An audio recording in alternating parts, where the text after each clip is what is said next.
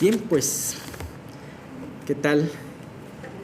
Vamos a continuar con el estudio que empezamos la semana que entra y si Dios nos lo permite lo vamos a terminar, pero pues vamos a esperar que Él guíe en esto. Bien, pues haciendo un breve resumen de lo que habíamos visto el día anterior, el domingo anterior, nos encontramos en el segundo viaje misionero de Pablo, en donde está acompañado de Silas y de Timoteo y también de Lucas. Y específicamente nos encontramos en la parte en donde ellos están visitando las ciudades de Macedonia y Acaya. ¿Se acuerdan que de alguna manera en un principio Pablo quisieron ir a dos lugares, primero a Asia y después a Bitinia, y el Espíritu se los prohibió? Y en un sueño Dios le reveló a través del Espíritu a Pablo, la imagen de un varón macedonio que decía: ven y ayúdanos. Y veíamos cómo era la guía del Espíritu Santo en la vida de un creyente y en la vida de la persona que quiere escucharlo, que quiere dejarse guiar por él. Y bien, pues no iba a ser un viaje sin problemas, ¿verdad? Vemos que en un 80%, 70% de las ciudades que iba Pablo tenía que salir corriente, no tenía que salir de noche, ¿no? Porque siempre había enemigos. Y bien, pues así fue en el caso de Tesalónica. Bueno, en el de Filipos los encarcelaron, en el caso de Tesalónica tuvieron que salir huyendo y en Berea también salieron huyendo. Y nos encontramos con Pablo en Atenas. Ya habíamos hablado cómo fue su llegada a Atenas. Y aquí hay algo muy importante que se me hizo muy interesante de este capítulo 17. En un principio yo pensaba solamente darles ese discurso de Pablo en Atenas, el cual pues es sumamente interesante, pero era muy importante poderlo contrastar con la forma como hablaba Pablo en otros lugares. Ahora, hay algo muy importante: el mensaje no cambia. O sea, Pablo siempre fue fiel al mensaje de la cruz, como lo vamos a ver en esta parte. Pero sí cambiaba la forma de plantear, la forma de entrar, los puentes que tendía Pablo, dependiendo del auditorio. Vemos, por ejemplo, el auditorio tanto de Tesalónica como en Berea se lleva principalmente en la sinagoga. Ahí es donde entra Pablo. Y en la sinagoga, ¿qué encontramos? Gente que busca a Dios o que dice buscar a Dios. Gente que ya tiene un cierto conocimiento de las profecías del Antiguo Testamento. Entonces Pablo lo único que tiene que hacer es hablar de la obra de Jesucristo y referirla a todas esas profecías que ellos conocían muy bien. Y bien, pues eso había sido en casi todos los lugares que Pablo había estado. Vemos que llegó de una manera muy interesante, llegó a Atenas, y ya desde ahí, desde su llegada, había sido algo muy diferente a las anteriores veces. Las anteriores veces él había llegado acompañado de sus ayudantes, de sus compañeros, por así decirlo. Y ahora no, estaba solo. Y vemos que en las otras ciudades lo primero que hacía Pablo era llegar a la sinagoga y predicar. Pero en este caso Pablo no lo hizo, sino que pidió a los que lo llevaron que fueran inmediatamente por sus compañeros y mientras esperó. Eso se me hace muy interesante, una forma distinta de llegar a una ciudad. Vimos un poquito de cómo sería Atenas en ese momento. Imagínense, todos nosotros tenemos imágenes de Atenas, tenemos imágenes de aquella preciosa Acrópolis, ¿no? Imagínate en esos tiempos de esplendor, con los mármoles más nuevos de lo que ahora son, con los frisos y los muros pintados con pintura polícroma, cosas bellísimas, con jardines, con todo eso. ¿Cómo ha de haber sido? Ha de haber sido algo muy hermoso.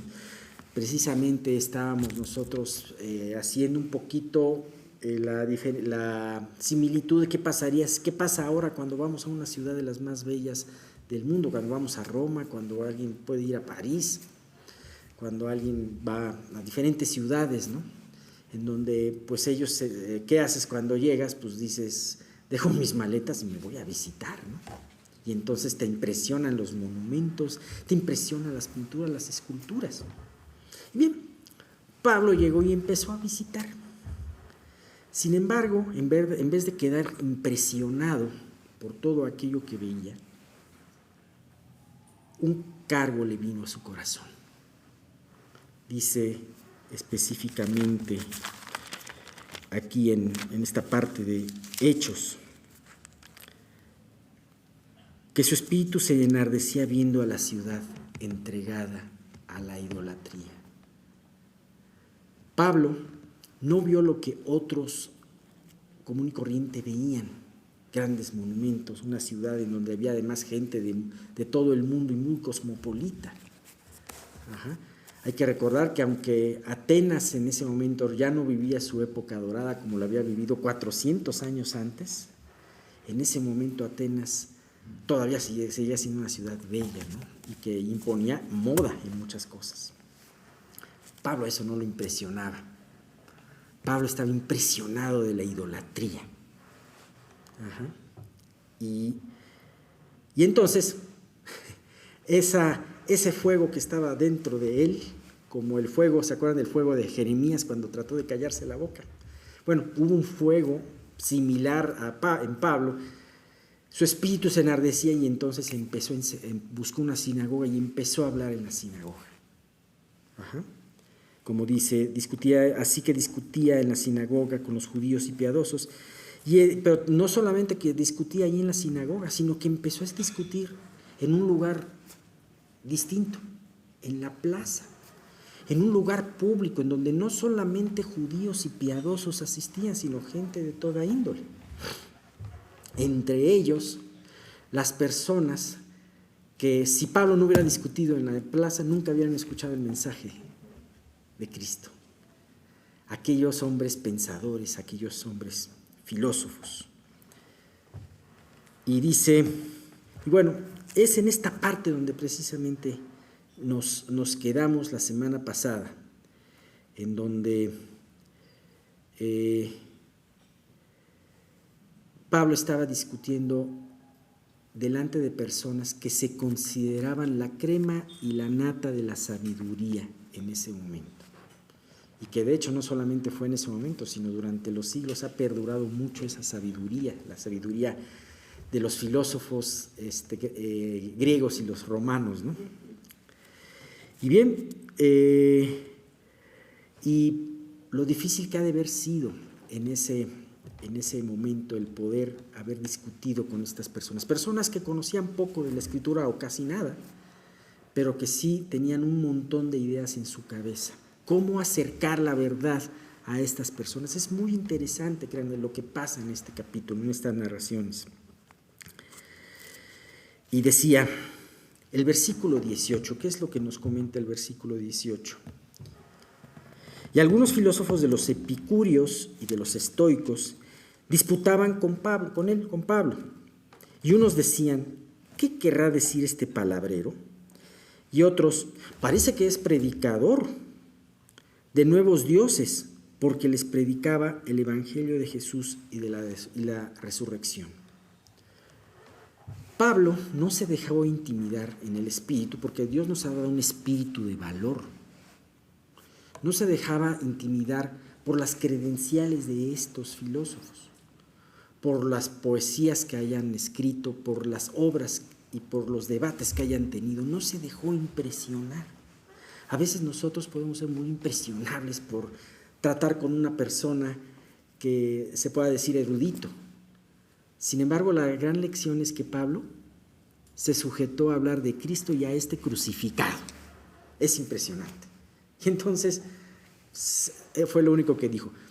Y a veces, ¿sabes por qué se nos calla la boca cuando hablamos con este tipo de personas? Porque tenemos miedo que van a pensar de nosotros. Y porque hay un orgullo ahí metido en nuestras vidas. Sin embargo, Pablo empezó a hablar. No le importó que dijeran, ¿qué dice este palabrero? Que le dijeran palabrero. ¿A ti te gustaría que te dijeran palabrero? Pues no, ¿verdad? En la versión NTV dice, ¿qué quiere decir este charlatán, no? Como este merolico. Y bueno, y vamos a ver un poquito cuál era el tipo de auditorio que se encontró Pablo. En este auditorio había filósofos de las dos corrientes más importantes de aquel entonces, corrientes que ya tenían algunos siglos de vigencia. Unos de ellos, los dos además eran las dos corrientes principales, y entre las dos corrientes eran antagónicas, pensaban cosas muy distintas. Sin embargo, los dos estaban impactados y estupefactos de lo que decía Pablo. Los primeros habla de que algunos de los epicúreos disputaban con él. ¿Quiénes eran los epicúreos? Algunos de ustedes seguramente ya lo saben. Pero bueno, para hablar un poquito del epicureísmo, el epicureísmo era un movimiento filosófico fundado por un señor que se llamaba Epicuro de Samos, aproximadamente en el siglo IV a.C. ¿Qué es lo que pensaban estos epicuristas o epicúreos? Pensaban, por ejemplo, valoraban el placer más que todas las cosas. Valoraban también y buscaban una vida cómoda, libre del dolor, de pensamientos perturbadores y de miedos, incluyendo el miedo a la muerte. No les gustaba pensar en la muerte. Ahora, no negaban la existencia de divinidades, de dioses. Sin embargo, pensaban que estos dioses estaban en otro lugar y no tenían ninguna acción directa con el hombre. Y bien, no sé si en todo esto que comenté hayas podido pensar que este tipo de filosofía es muy parecida a la que el hombre de Occidente actualmente piensa. De alguna manera tenemos esa como herencia epicureísta sin querer, pero de alguna manera pensamos en esto. La mayoría, muchos del mundo occidental, y estoy hablando del mundo occidental específicamente, que además es donde nosotros vivimos, nos desarrollamos, este mundo occidental que otrora se dejaba guiar por valores cristianos, cada vez el hombre reconoce menos la eternidad y los valores trascendentales. De hecho, la música, las películas, los programas de televisión, la publicidad, predican todos estos engaños acerca de no pienses en la eternidad, no pienses que hay eternidad. Cada vez más este mundo se centra en el materialismo. Hay que decir algo que se me olvidó decirles, que la doctrina epicureísta era una doctrina materialista, no creía en la eternidad y se concentraba en el individuo. Pues eso creo que nos hace de alguna manera palpar más lo que estamos viendo ahora, ¿no? Más asemejado a lo que estamos viendo ahora. Vivimos en una época sumamente materialista, en donde está creciendo el ateísmo y además en donde los individuos cada vez piensan más en ellos mismos. Digo, siempre ha habido materialismo, ateísmo, siempre ha habido egoísmo, pero ahora más que nunca ese tipo de cosas surgen con mayormente, ¿no? Por estas cosas, precisamente por predicar en contra de la eternidad, por predicar en contra de un Dios o predicar de un Dios muy lejano, existen cosas como la subjetividad de valores. ¿Qué es eso? Tú piensas esto, yo pienso lo otro, los dos tenemos razón o los dos estamos equivocados, ¿no? También por esas cosas se piensa y la gente no quiere pensar que va a haber un juez eterno, ni tampoco piensa en las consecuencias eternas de la equivocada forma de vivir. Por esa razón, por sacar a Dios y la eternidad y el juicio de nuestras vidas, la sociedad piensa cada vez en cosas más equivocadas y en engaños cada vez más absurdos, como por ejemplo la teoría de género, el que tú escojas qué vas a hacer, si hombre o mujer, ¿no? Es absurdo completamente. O por ejemplo, piensan que el bebé que está en el vientre es tan solo un producto del cual la persona se puede desechar cuando quiere. Ya hasta los bebés son desechables, ¿no? Bien, la otra corriente era el estoicismo, los estoicos, que también disputaban con Pablo. Y esta era una escuela de pensamiento fundada por el filósofo Zenón de Sitio con C, que también vivió más o menos por la época de Epicuro, de Samos, aproximadamente en el siglo IV antes de Cristo. Bueno, ¿qué características tenían los estoicos? Ellos eran panteístas, es decir, que creían que todo era Dios. Ese piso es Dios, la luz, la energía es Dios, ¿no? Pensaban que todas las cosas, tanto buenas y malas, eran de Dios y no había que resistirlas. No había tampoco que cuestionarse si tú estabas viviendo un castigo o una disciplina de Dios, ¿no? Daban mucha importancia, o sea, al contrario de vivir por el placer, daban mucha importancia a la autodisciplina y al sentido del deber y también a la dignidad humana, al extremo de pensar que era mejor el suicidio que una vida indigna. De cierta manera tú puedes ver que tenían ciertos valores un poquito mejores que los de epicureístas, sin embargo también se desviaban. Y vemos ahora, también podemos identificar esta tendencia de pensamiento hoy en la actualidad. De hecho, aunado a esto, en la actualidad se han puesto muy de moda las religiones orientales, que nos hablan mucho acerca del sacrificio, acerca de la concentración, acerca de muchas cosas. Y todas este tipo de pensamientos son muy atractivos para miles de personas que están cansadas del materialismo actual y entonces se giran a este lado pseudoespiritual para buscar fuera del Dios de la Biblia un sentido para sus vidas. Sí, muchas veces la persona está en el materialismo, dice que ve que eso no es suficiente y entonces se va a otro lado, pero no al lado que debe de irse, al lado del Dios de la Biblia. Muchos de hoy en día sí ya no son ateos, sí conciben a Dios, pero lo conciben como algo muy abstracto, como los epicúreos, como los estoicos. Lo conciben a Dios como si fuera una energía cósmica o simplemente como si fuera un concepto abstracto. El bien, Dios es el bien, o Dios es el orden, ¿no? Desde luego, también esta forma de pensar constituía una desviación que impide a los perdidos conocer a Dios, al verdadero Dios. Ante estos filósofos, la revelación del Evangelio era algo completamente nuevo. Ellos probablemente no habían escuchado de Jesús o de la forma como estaban escuchando. Y de hecho también había un concepto, la resurrección se contraponía a lo que ellos pensaban. Seguro todo esto que decía Pablo, que veremos ahorita en más detalle en el discurso, los descuadró de tal manera que dijeron, ¿qué querrá decir palabrero, no? Sin embargo, y de entrada tú puedes ver que el auditorio era duro y desafiante. Sin embargo, había una cuerda de la cual Pablo podía asirse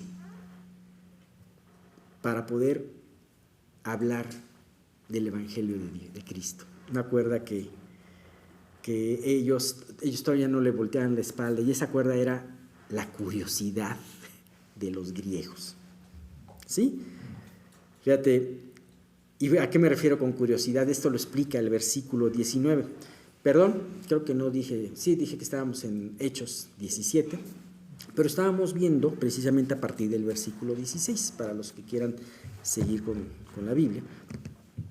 ¿Qué dice del 19 al 21? Dice, y tomándole le trajeron al Areópago diciendo, ¿podremos saber qué es esta enseñanza de que hablas? Pues traes a nuestros oídos cosas extrañas. Queremos pues saber qué quiere decir esto. O sea, ¿qué quiere decir? Traes cosas extrañas. No conocían el Evangelio. Muy probablemente no conocían las Escrituras. Y no lo conocían porque no hubieran podido tener un pergamino, sino porque menospreciaban otro tipo de conocimiento que no fuera el conocimiento que ellos habían cultivado, ¿no? Y dice un comentario al margen, aunque pertenece a la misma palabra, dice, porque todos los atenienses y los extranjeros residentes ahí en ninguna otra cosa se interesan, sino en decir o en oír algo nuevo. He ahí la curiosidad que tenían y también las ganas de ser innovadores, ¿no? Bien, Así que, volviendo a Pablo, podemos ver que Pablo había predicado en esas plazas públicas delante de un público exigente y muy alejado a las Escrituras. Sin embargo, Pablo fue fiel, a pesar de ese auditorio, fue fiel a hablar del Evangelio. Realmente, como decíamos, se propuso presentar a Cristo y a este crucificado. Y desde luego, se les hizo muy difícil, muy extraño, no cuadraba con sus ideas filosóficas. Y bien, por eso se lo llevaron, con esa curiosidad, tuvieron curiosidad y tenían adicción a escuchar cosas nuevas, y por eso se llevaron a Pablo a la tribuna más importante de Atenas, que era el Areópago. Ahora, es impresionante, comentábamos la vez pasada que el Areópago, tú puedes ir el día de hoy a visitar el Areópago. El Areópago es un monte, que mide como 100 metros, está sobre 100 metros, en una explanada como de 100 metros de altura. Y curiosamente en el Areópago hay una placa de bronce en donde está escrito el discurso de Pablo. Eso es algo muy interesante, fíjate, lo que quedó de ahí. Y este era un lugar que había sido fundado muchos años antes, en donde las autoridades atenienses se reunían para discutir y tomar decisiones sobre asuntos de gobierno y también sobre asuntos filosóficos. Quizás en ese momento no había una sesión, o quizás en ese momento no estaban todos los que normalmente estaban en esa tribuna, pero seguramente sí había algunos de ellos. ¿Sabes? Ese era un momento precioso y una oportunidad de oro para Pablo, de presentar el mensaje a personas que en otro lugar ni en otro momento lo hubieran escuchado. ¿Sabes? Es precioso. A veces podemos nosotros presumir, fíjate que yo tuve la oportunidad de hablarle a una persona muy importante y qué bueno, gracias a Dios. Sin embargo, es hermoso al ver en el libro de Hechos cómo el Evangelio es para todos y cómo Dios trajo el mismo Evangelio al cojo que estaba pidiendo limosna en el templo de Jerusalén, y el mismo Evangelio fue dado a los hombres que se decían los más sabios del mundo. Eso es lo hermoso de la gracia de Dios. Bien, ahora, la descripción que se nos hace en este versículo nos muestra de una manera muy exacta el ambiente de la época de esa ciudad cosmopolita, capital del pensamiento filosófico de la época. Si tú seguramente el día de hoy visitas alguna ciudad como Nueva York, como Londres, como París, como Singapur, tú vas a encontrarte una ciudad muy cosmopolita y te vas a impresionar. Y además vas a encontrar a veces cosas que están allá y que todavía no tienes aquí. Sobre todo en los 80s, en los 70s, eso era muy regular, ¿no? Tardaban mucho más las cosas de llegar aquí a nuestra milpita, ¿no? Pero ellos tenían como una especie de gran progreso de evolución el que escucharan conceptos y dijeran conceptos cada vez más sofisticados que trataban de explicar el origen y sentido de la vida. Sí, Atenas era considerado como ese laboratorio de ideas que una vez gestadas salían y se derramaban a todo el mundo. ¿De dónde viene esa corriente filosófica de Atenas? ¿De dónde viene esa moda arquitectónica de Atenas? Los romanos, mucho más poderosos en esa época, conquistaron a los griegos de una manera política, pero ellos a su vez fueron conquistados por el arte que estas personas y el pensamiento que ellos tenían. Así que no era poca cosa, ¿no? Hablando del mundo, ¿no? Ahora, no es difícil imaginarnos ese escenario, porque en nuestros tiempos tenemos un escenario muy parecido. Ya hemos hecho referencia a las ciudades. Y fíjate que también tenemos un escenario muy parecido en querer escuchar algo nuevo, querer decir algo nuevo o querer experimentar algo nuevo. Y eso viene desde que nosotros estamos aquí, somos chicos, ¿no? Somos niños. Y ahora cada vez es mayor, ¿no? Para muestra basta solo un botón. Solo basta con escuchar todas las falacias, todas las insensateces que se dicen en las redes sociales.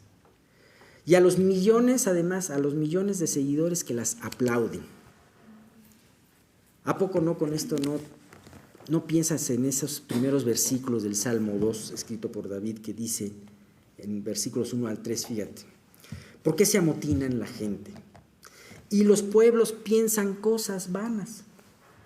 Ahora resulta que hay un lío porque ya las gorditas de chicharrón, ya no les quieren decir gorditas de chicharrón, sino les quieren decir masa compactada con piel de puerco, ¿no? Algo así. De verdad dices, caray, y se abren foros y discusiones para pensar todo esto, y realmente son cosas vanas, ¿no? Realmente son cosas muy vanas. Pero dice, piensan cosas vanas. Se levantan los reyes de la tierra y príncipes consultarán unidos contra Jehová y contra su ungido. Es así, todos los temas de conversaciones en contra de los principios de Dios. ¿Y qué dicen? ¿Qué dicen atrás de bambalinas de toda esa palabrería? Lo que dicen realmente es: rompamos sus ligaduras y echemos de nosotros sus cuerdas. Ahora, ¿de qué nos sirve saber todo esto a nosotros como iglesia? Porque tú crees que tú y yo no podemos caer en ese engaño. Claro, podemos dejarnos llevar por todas esas cosas y por todas esas noticias. Me da risa un dicho, que si Jesús viviera pudiera estar aquí en la tierra en este tiempo, diría, ¿cómo diría? Deja tus redes y sígueme, diría, ¿no? Entonces, tus redes sociales y sígueme. Y es que es cierto, perdemos muchas veces mucho tiempo y mucho esfuerzo en enterarnos de cosas. Y creo que es algo que tenemos que tener mucho cuidado, y sobre todo porque de una manera muy sutil nos podemos impregnar de la filosofía y del ambiente en que está nuestra época el día de hoy. Curiosamente, esto es directamente, es opuesto a esto. O sea, ¿a qué me refiero? No quiero decirlo que esto está malo, ni quiero satanizarlo, no. Ya me acordé del término. El tiempo que le dedicamos a otras cosas y otras noticias es inversamente proporcional con el tiempo que le dedicamos a la palabra de Dios. Y eso es muy fácil de caer en ese sentido. Ahora, no quiero decir que no veamos noticias, que no nos enteremos, porque aún los temas en moda muchas veces nos pueden servir para tenerlos como ejemplos de cosas o para abrir boca, como lo vamos a ver. Pablo no solamente conocía las Escrituras, conocía de muchas otras cosas, y vamos a verlo en un momento más. Sin embargo, creo que es muy importante el podernos concentrar de que todo lo que hagamos, digamos, pueda ser para la gloria de Dios. Eso es algo importante, y es algo que sabemos que no se nos da automáticamente, pero es importante anhelarlo, pedirlo a Dios y que Dios lo haga en nuestras vidas. Bien, vamos a ver del versículo 22 al 23, que dice: entonces Pablo, puesto en pie en medio del Areópago, dijo, yo creo que lo más difícil, si yo estuviera ahí, lo más difícil sería ponerme en pie y empezar a hablar, decir la primera palabra. ¿Qué le dices a gente que tiene sus túnicas y sus barbas largas, y que uno escribió tal poesía y que el otro tiene un instituto en donde enseña su filosofía a la gente y está ultra convencido de lo que piensa? ¿Qué les dices? Pero Dios cumplió su promesa y le puso a Pablo en su boca lo que tenía que decir en ese momento. Dice: entonces Pablo, puesto de pie en medio del Areópago, dijo: varones atenienses, en todo observo que sois muy religiosos, porque pasando y mirando vuestros santuarios, hallé también un altar en el cual estaba esta inscripción. ¿Cuál era la inscripción? Al Dios no conocido. Al que vosotros adoráis, pues, sin conocerle, es a quien yo os anuncio. ¡Wow! Qué manera de guiar el Espíritu Santo. Es impresionante cómo el apóstol a los gentiles puede empezar a abordar delante de un auditorio muy difícil un tema. Y estamos viendo desde el principio cómo era muy distinto cómo abordaba en las sinagogas. ¿Qué fue lo que hizo Pablo? Primeramente, se dirige al público de una manera muy respetuosa. Y les dice, varones atenienses, gente de respeto. O sea, en primer lugar, como predicador, tienes que mostrar tu respeto a la gente. Es algo muy importante. Y decir, yo voy a respetarte. Y si tú hablas de algo con un hijo, por ejemplo, o si hablas de algo como con un empleado, si quieres que haya una posibilidad que te escuche, tienes que dirigirte con respeto, tienes que respetarlo en tu corazón. Eso es algo muy importante. Varones atenienses. Y luego les dice una especie de piropo, que a final de cuentas, más que piropo, fue lo que llevó a que Pablo les demostrara con el desarrollo del discurso, a que Pablo les demostrara que necesitaban realmente de Cristo. Y les dice, en todo observo que sois muy religiosos. Somos muy religiosos, está muy padre, ¿no? Pero dice, esto después lo utilizaría para hablarles de su necesidad de Jesús. Efectivamente, con toda la cantidad de deidades que adoraban, eran sumamente religiosos. Sin embargo, ¿sí? Y bien, ¿qué característica tiene una persona muy religiosa? Bueno, una persona religiosa se siente muy segura. Piensa que sabe mucho. Este auditorio pensaba que sabía mucho. Y que además cree que con todos están bien. Yo estoy bien con los hombres y estoy bien con Dios. A Dios le doy su atención y a los hombres también. Esta persona está segura de su conocimiento, está segura de su bondad, porque no le ha hecho nada aparentemente mal a nadie, ¿no? Sin embargo, es una posición en donde la persona en la que está es muy peligrosa, es muy vulnerable. ¿Por qué? En ese pseudoconocimiento ellos suelen ser peores que los ciegos. ¿Se acuerdan de los fariseos a los cuales cuando curó Jesús al ciego estuvo discutiendo con ellos? Y entonces los fariseos les dijeron, ¿entonces nosotros somos ciegos? Y Jesús en pocas palabras le dijo, no, ustedes son peores que ciegos. Dice, si ustedes no hubieran escuchado, o sea, dice, mas ahora ven, ¿no? Ahora ven ustedes, ¿no? Porque han escuchado mucho. Así que suelen ser peores que los ciegos. Están en un engaño que los vuelve extremadamente vulnerables. Ponte a pensar, qué horrible es vivir engañado y cerrar tus ojos de esta vida pensando que estás en paz en Dios, con Dios, para después abrirlos en la eternidad y darte cuenta que realmente viviste alejado y que sigues alejado de tu Creador y además lo peor, ya no puedes hacer nada. Así que es muy importante que escuchemos estos mensajes con atención, porque pues el tiempo de corregir, el tiempo de arreglar es hoy, y no creernos cosas que no somos. Bien, ahora Pablo no les empieza a hablar de los profetas, no les empezó a hablar de Isaías, de Jeremías, como dijo el profeta Isaías, y van a decir, ¿quién es Isaías? A lo mejor algunos de ellos sí lo conocían, pero en general no los conocían y tampoco les interesaba conocerlos. Así que empezó a hablarles adaptándose al auditorio, y eso es lo que yo me refiero, adaptándose al auditorio, hablándoles de cosas que ellos conocían. De alguna manera, esto me recuerda mucho a ese curso que tomamos con Ray Comfort, en donde el Ray Comfort empezaba a hacer la plática a través de un tema X que ellos conocían y podían debatir. Y a través de ese tema, él se introducía. Entonces, él empezó hablándoles de un tema que conocían, de su ciudad.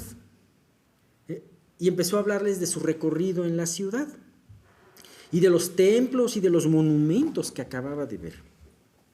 cosas que todo ese público conocía y les era cotidiano. Pablo se detiene finalmente en un monumento que tenía una inscripción: al Dios no conocido. Qué curioso un monumento que tiene esa inscripción, al Dios conocido, pero déjame decirte que en la antigüedad hay algo común, era algo común. De hecho, yo vi en lo que estuve buscando, investigando, un monumento, pero ese había sido hecho por los romanos, que decía era el monumento a un Dios desconocido. Ahora, se cuenta que el origen de estos monumentos, en Atenas sobre todo, más o menos se remonta al siglo VI a.C., en donde un filósofo cretense llamado Epiménides, en una ocasión, cuando había una plaga muy fuerte en la ciudad que estaba devastándola, este hombre reunió con los pastores a un montón de ovejas, las reunió en el Areópago y las soltó. Y todas las ovejas se fueron corriendo por todas partes. Como Atenas y algunos alrededores está lleno de monumentos y de templos, entonces donde se paraba la oveja, ahí la sacrificaban al dios de ese templo. O al dios del templo que estaba más cercano. Sin embargo, había ovejas que se paraban en medio de la nada. ¿Y a qué Dios sacrificamos? Porque esto es una señal que tenemos que sacrificar a un Dios. Bueno, pues ¿a cuál Dios? Pues a un Dios que no conocemos. Y entonces hacían un altar al Dios no conocido. Cuenta eso, que son los orígenes de este tipo de templos, ¿no? Y con eso se curaban en salud. Le sacrificaban a todas sus deidades, pero también si había algún Dios que no conocía, pues también lo trataban de honrar, ¿no? Para que no se enojara. Bien, ahora, volviendo al mensaje del Evangelio, me encanta la sabiduría que Dios le da a sus siervos, portadores de su mensaje. Pablo utiliza este monumento guiado por el Espíritu para hablarle al escéptico auditorio de un Dios verdadero. El Dios precisamente que ellos no conocían. Dios nos conceda esta sabiduría y cargo para poder aprovechar cada oportunidad que Él nos da. Bien, entonces, al Dios conocido, como dice el versículo 23, dice que acabamos de ver, dice, en el cual estaba esta inscripción: al Dios no conocido, al que vosotros adoráis, pues sin conocerle es a quien yo os anuncio. Yo creo que sería muy difícil para cada uno de nosotros aprendernos de memoria todo el nombre de todos los dioses y los semidioses, de todas las deidades de aquella mitología griega. Sería bien difícil aprendérnoslos. Sin embargo, ellos adoraban a todos ese tipo de dioses, o algunos de ellos. Sin embargo, el Dios desconocido era el Dios principal. Qué forma tan hermosa de Dios guiar a un hijo suyo para poder entrar al mensaje del Evangelio. Y Pablo conocía la ciudad, conocía este monumento y de esa manera pudo entrar.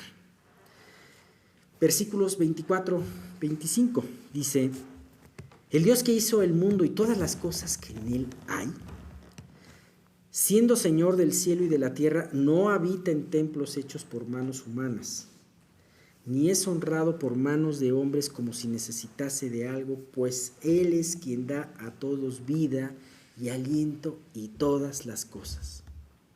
¡Wow! Realmente podríamos tardarnos varios estudios analizando este versículo. Sin embargo, empieza a hablarles de una teología completamente distinta a la que los atenienses conocían, diametralmente opuesta.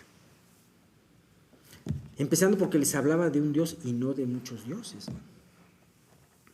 Ahora, comparándolo con otros auditorios que había tenido Pablo antes, en donde podía hablarles de las referencias a tal profeta o a promesas que había hecho Dios en el Antiguo Testamento, aquí Pablo se encuentra como con una especie de parvulitos.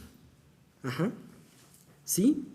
gente que se pensaba muy sabia, gente que estaba considerada muy sabia, pero realmente en las cuestiones de la palabra eran parvulitos.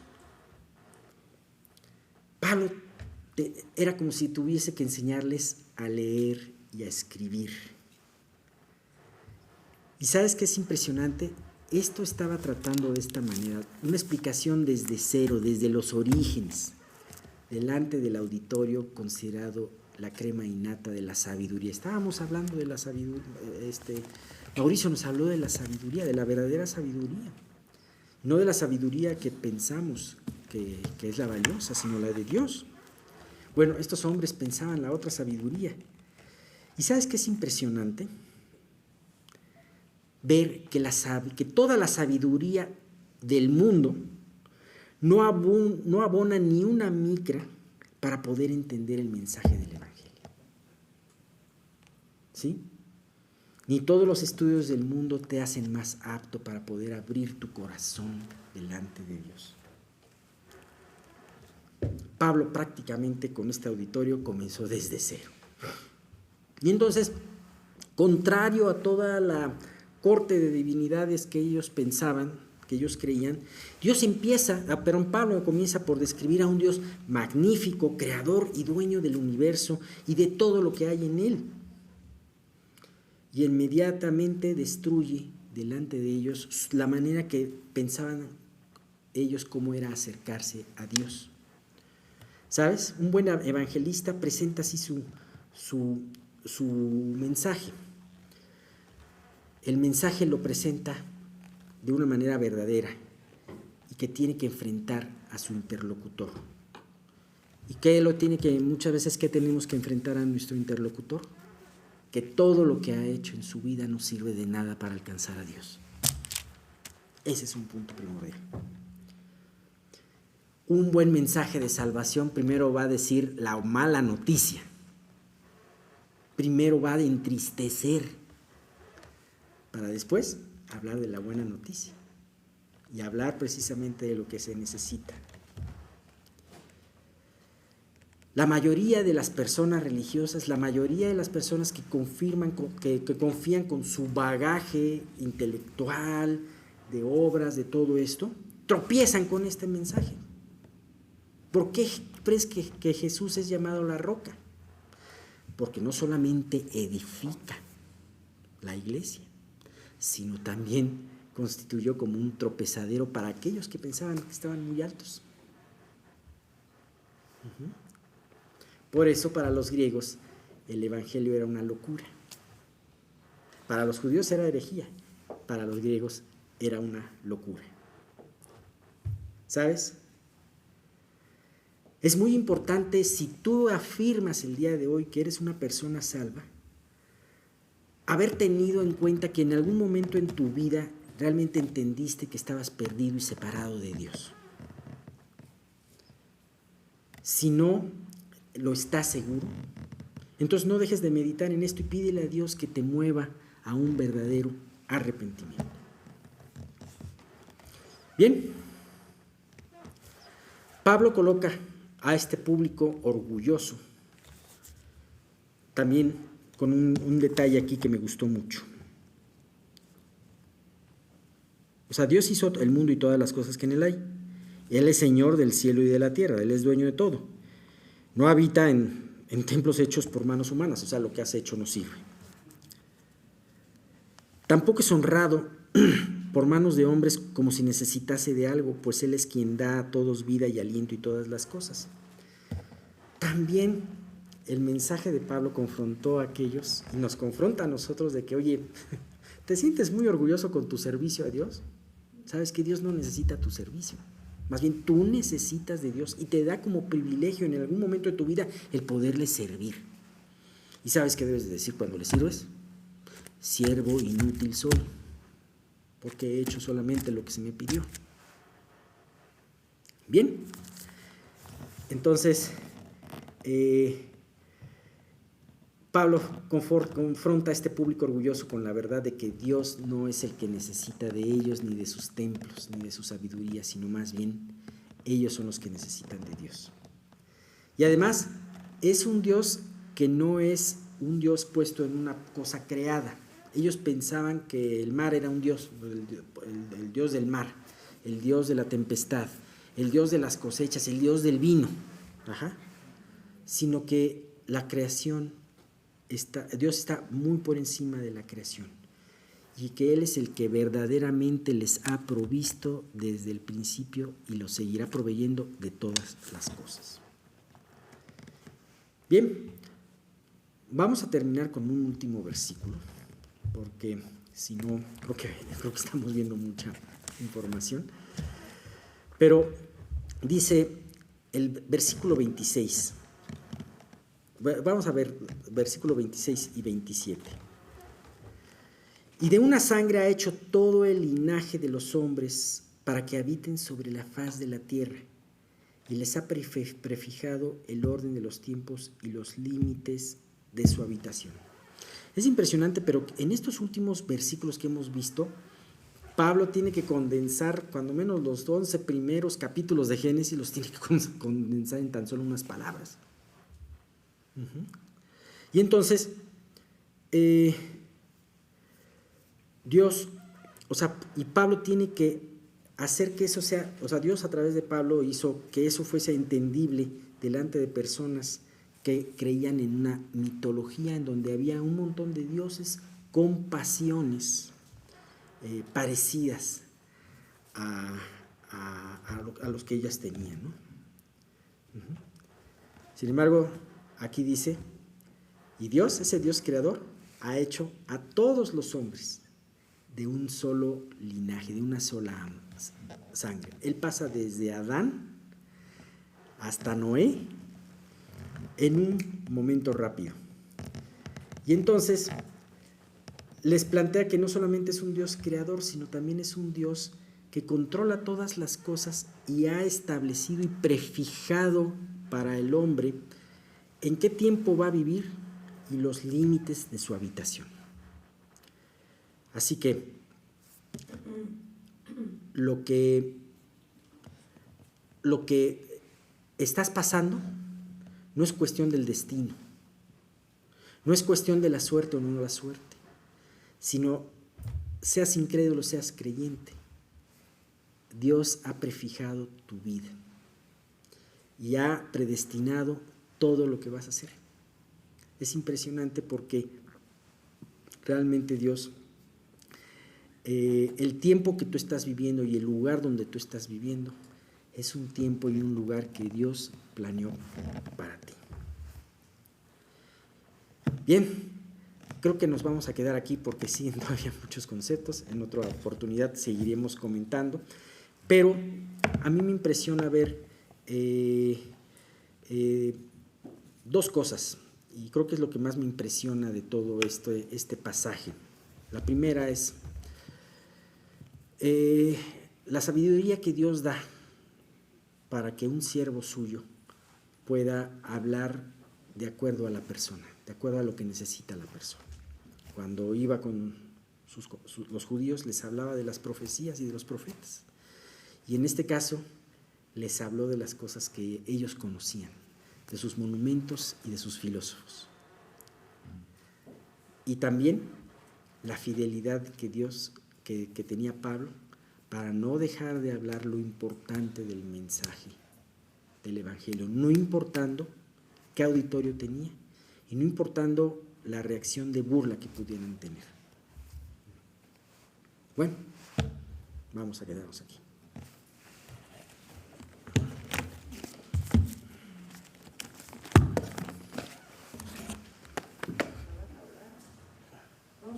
Vamos a orar, sí. Padre Santo, te damos muchísimas gracias porque podemos estar aquí contigo. Y muchas gracias, Dios, porque, Dios, tú eres un Dios que en un principio también eras un Dios no conocido para nosotros. Pero en un momento determinado decidiste revelarte a nosotros. Y te revelaste, Señor, a través quizás de una primera predicación, de un primer mensaje, a través quizás de la lectura de tu palabra. Y después, Padre mío, te fuiste revelando a nosotros. Gracias porque eres un Dios que trabaja en lo íntimo. pero también podemos ver tus grandezas y tus proezas en todo el mundo. Gracias porque los cielos cuentan tu gloria y el firmamento anuncia la obra de tus manos. Ahora te queremos pedir, Señor, como iglesia que somos, que tú sigas teniendo cuidado, Padre mío, de esta pequeña iglesia, Señor, y que tú sigas guiándonos en cada una de las decisiones y situaciones. Gracias, Padre mío, porque el tiempo, podemos tener la certeza de que el tiempo que estamos viviendo, la época que estamos viviendo, el lugar donde estamos viviendo, y también, Dios, algo que no dijo Pablo, las personas que nos rodean, tú las has traído. Gracias, Padre mío, porque en tu voluntad, en tu misericordia, está el sacarnos de todas aquellas filosofías, prejuicios, ideas equivocadas, para mostrarnos y limpiarnos con tu verdad magnífica. Padre, tú sigue bendiciendo esta iglesia, y sobre todo, Dios, te quiero pedir que tú seas, Señor, el que en todo momento esté dando el mensaje y la exhortación. Padre, muchas gracias, y Dios, todo esto te lo pido y te doy gracias en el nombre de tu Hijo Jesús. Amén.